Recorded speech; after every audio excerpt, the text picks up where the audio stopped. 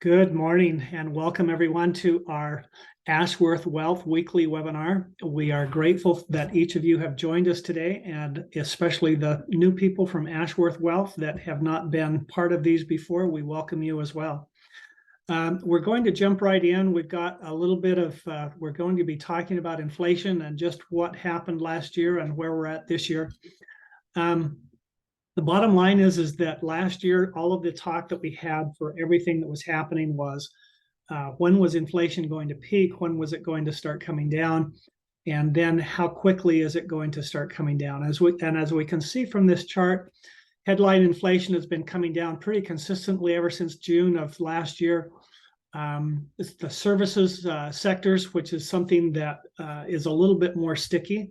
And probably primarily what the Fed is looking for is, you can see that started peaking roughly in August and September, and it has come down, peaked back up just a little bit, not much.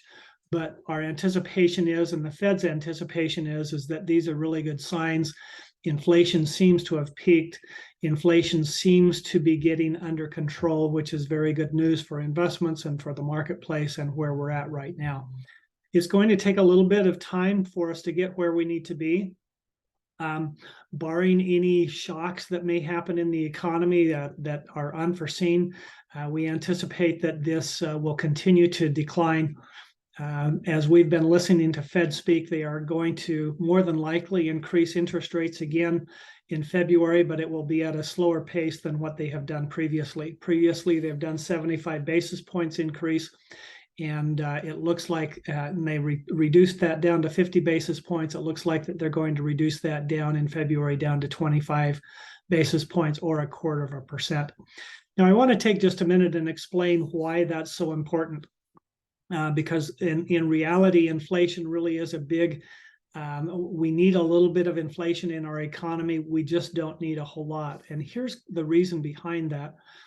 If inflation gets too high, everything just increases so quickly that money supply kind of runs out. It's kind of like being on a sugar high, and at the end of the sugar high, there's nothing left other than the crash. And so they're trying to resolve this before it gets to be a problem, and are looking forward rather than trying to solve the problem after it becomes too hard.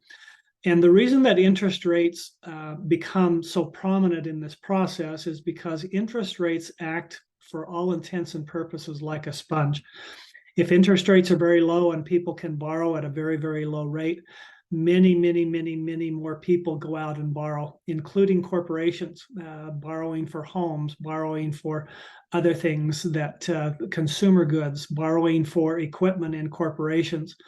And so the lower the interest rates, the more money comes into the marketplace. The more money comes into the marketplace, the more people are willing to pay for things because there's more money with which to pay for those things. And so the reason that money supply is so important is because if we pull money out of the economy, people tend to not buy as much because money is not as plentiful, and it tends to slow the economy because purchases then start to slow down just a little bit. And so it really becomes, the way that we look at it from an investment standpoint, is that interest rates become the gas pedal and the brake pedal in your car. If you're trying to speed the car up, you try to put more gas on or more money into the economy.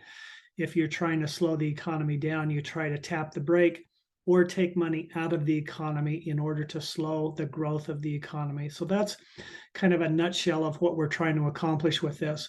But it looks like that things are moving in the right direction. We're going to continue to do these on a weekly basis.